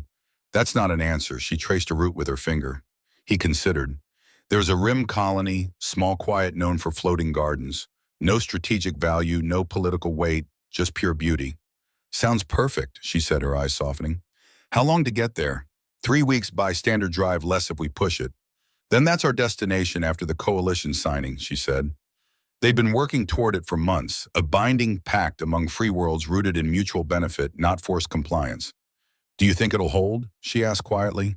Long-term without the conquered structure, I think people can do extraordinary things when they're free to choose.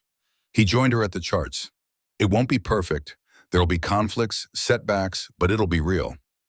A chime signaled a visitor. Korth entered, looking pleased, a datapad in hand. Forgive the intrusion, but I have news. The last holdout systems have agreed to the signing, even the outer colonies hit by the bioweapon.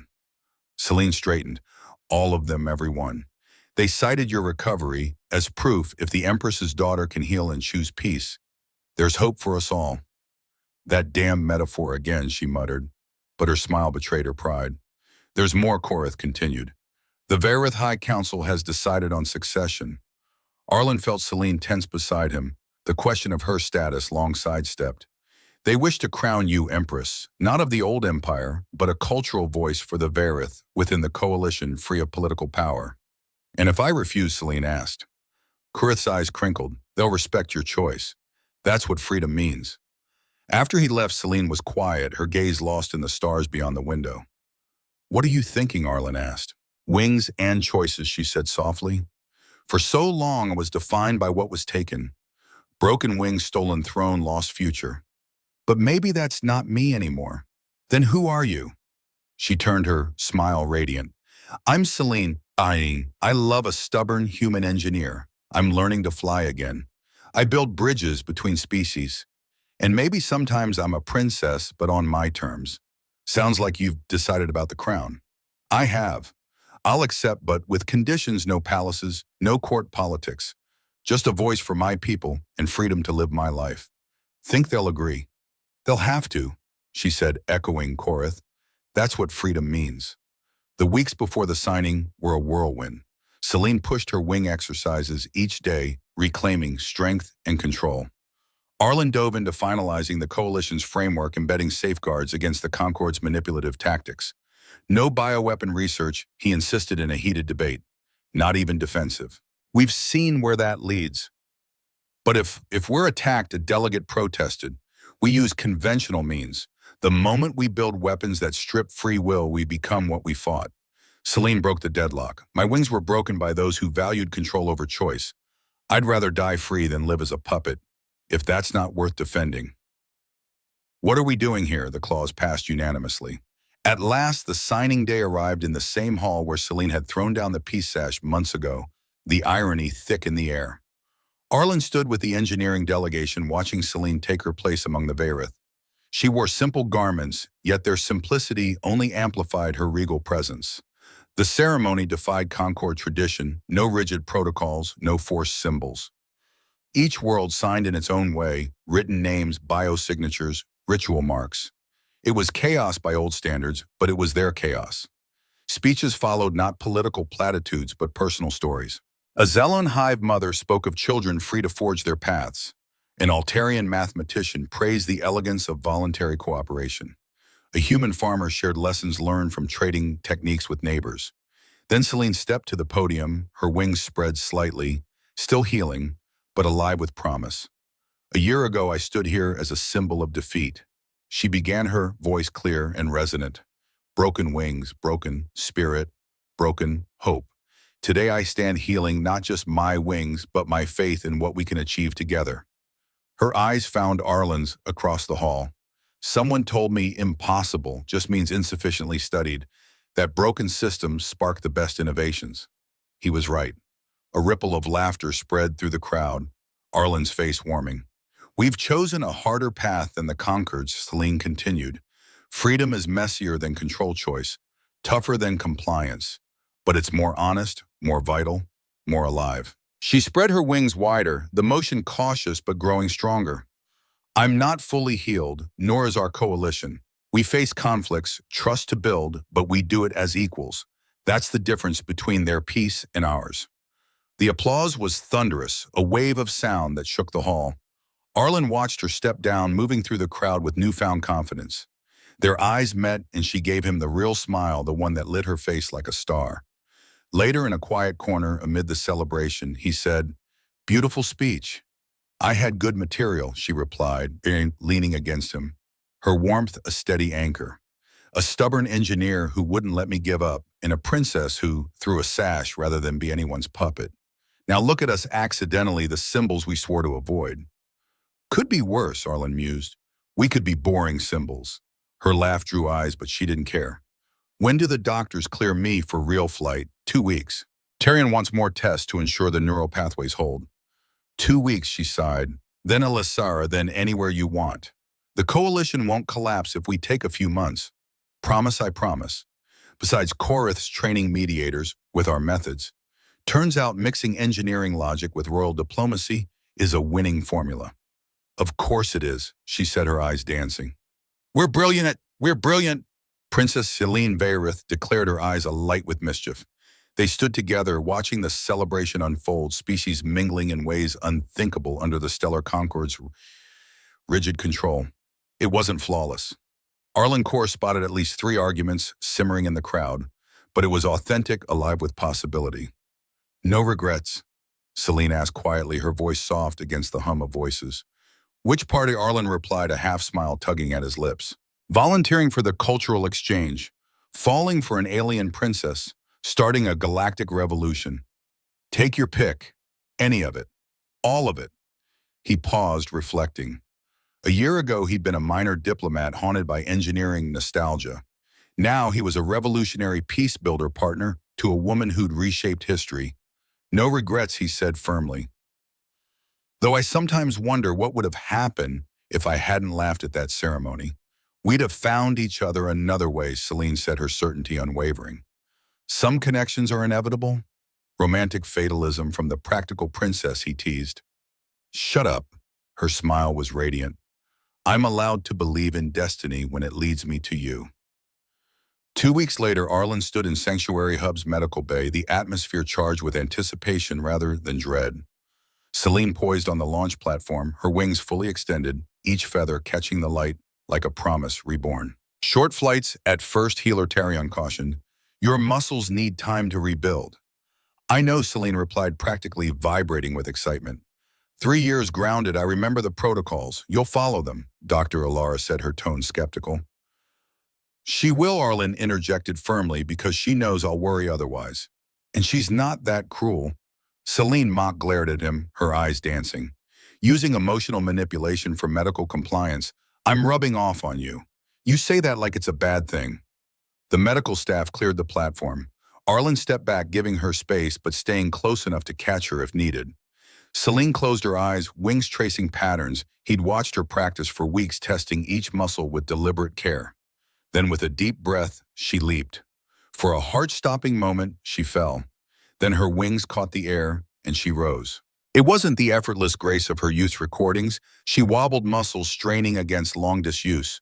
But she flew, circling the platform once, twice, each wing beat steadier. By the third loop, her laughter rang out, a bright, unrestrained joy that echoed through the bay. She landed hard, stumbling slightly, and Arlen caught her warmth pressing against him. I flew!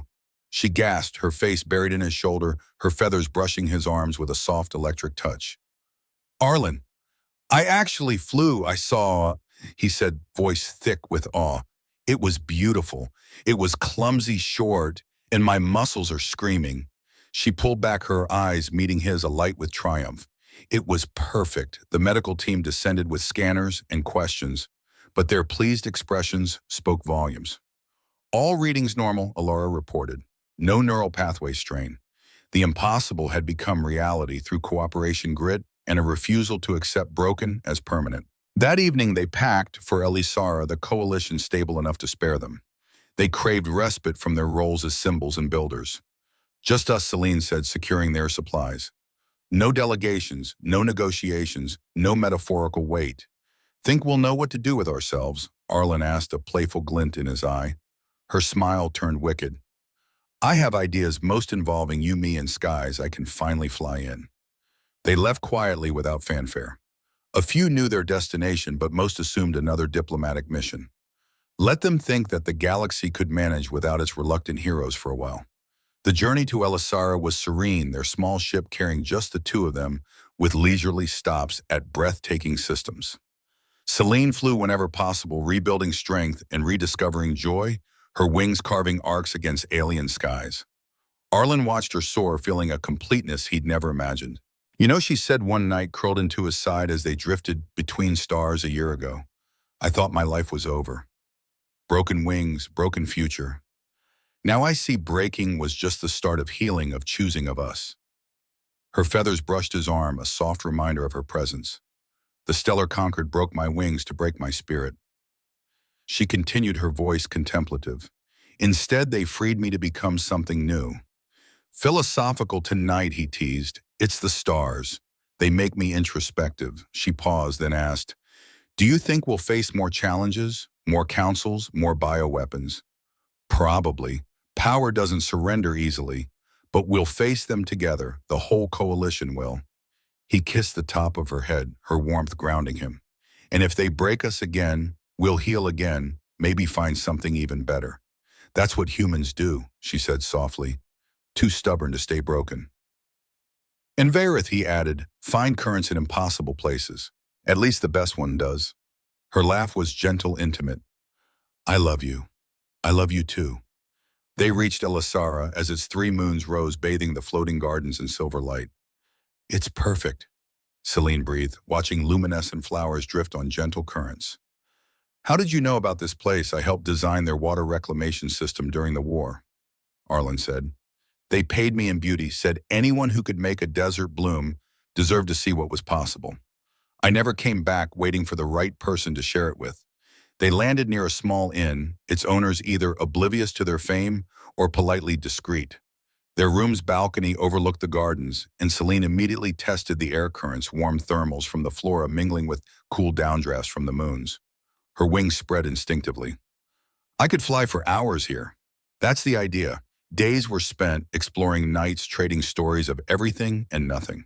For the first time since that fateful ceremony, they weren't the engineer and the princess, the revolutionaries who'd reshaped the galaxy. They were just Arlen and Celine discovering each other without the weight of worlds watching. I could stay here forever, Celine said one evening, returning from a long flight, her wings now strong scars barely visible unless you knew where to look. But we have responsibilities, people counting on us. She settled beside him on the balcony, her presence warm and steady. The coalition's still fragile, and there are others like I was broken by systems that prize control over freedom. Arlen nodded, the same thought heavy in his mind. So we go back. But we take this with us, the peace, the partnership. We remember we're more than our roles. Agreed, she said, then grinned. One condition, we return here every year. Same room, same gardens, a reminder of what we're fighting for. Deal. They lingered another week, storing up serenity for the challenges ahead, then returned to civilization refreshed and resolute. The news was mixed, the coalition held, but barely. Old tensions had flared in their absence, 3 systems threatening to withdraw over resource disputes. Conquered remnants led by hardliners who'd escaped the bioweapon factory's destruction were rallying resistance. Mrs. Arlen asked Korath with a wry smile. More than you know, the old priest replied, looking weary. Your knack for unlikely solutions has been missed, as has the princess's ability to shame people into cooperation. I prefer inspire, Celine corrected, her tone light but firm. Where do we start? They dove back into the work. Arlen crafted resource-sharing systems that balanced Altarian efficiency with Salon tradition. Celine flew between delegations, her healed wings a living testament to what cooperation could achieve. But they were different now. Elisara had centered them, given them perspective. They worked hard but carved out time for themselves, laughed more, and focused on progress over perfection. You've changed, a delegate remarked after Arlen resolved a thorny dispute with a joke and a napkin sketch. For the better, I hope, definitely, Arlen said. You both seem happier. It was true. Despite the challenges, they were happy, their purpose forged in building something new and in finding each other. One evening, watching the artificial sunset from their quarters, Celine voiced their shared thoughts. The conquered hardliners are regrouping. Intelligence hints at new control mechanisms, neural implants, voluntary submission, disguised as enhancement tech. I know, Arlen said, having seen the reports. We'll need to stop them. We will, she said, but not alone. The coalition's stronger now with protocols, response teams. She turned to him. We don't have to carry this burden solo anymore. When did you become the wise one, he teased. Someone's got to balance your impulsiveness. Her laugh was warm, then turned serious. Whatever comes, I'm glad we'll face it together. Always, he said as his tablet chimed with urgent news intelligence. On the conquered remnants, a possible facility location calls for their expertise. So much for our quiet evening. We'll have others, Celine said. But first we save the galaxy again. Is it wrong that I'm almost looking forward to it? Not the danger, but proving the coalition works. Not wrong at all, he grinned. Impossible odds are our specialty now. They worked through the night, crafting a strategy that leveraged the coalition's diverse strengths. It wasn't perfect, but it was theirs, built on cooperation, not coercion, trust, not control. As the first response teams launched, Celine stood at the window, her wings catching the morning light, vibrant and whole. Ready for another adventure, Arlen took her hand. With you always. They watched their allies depart, knowing they'd soon follow. Challenges loomed, dangers that would test all they'd built, but they'd face them as they had everything together with humor, hope, and a stubborn refusal to deem anything truly impossible. Hey, Celine said suddenly, I just realized something. What's that? It's been a year since you laughed at that stupid sash. Arlen checked the date. She was right. 1 year since an impulsive laugh had sparked everything. Best poorly timed joke of my life, he said. Best moment of mine, she replied. Her eyes soft, even if it led to galactic revolution, near-death escapes, and surgical reconstruction. Sounds almost romantic when you put it that way. She kissed him soft and sure, her lips warm against his, her wings brushing his shoulders in a tender, fleeting caress that felt like a vow. It was. It is. They held each other as the sun rose, painting their quarters in gold. Soon they joined the mission, standing once more between freedom and those who'd destroy it. But for now, they had this, a princess with healed wings and an engineer who'd learned the best solutions came from the heart. Partners in every sense, ready for whatever impossible task the universe hurled their way. After all, impossible just meant insufficiently studied, and they had a lifetime to figure it out.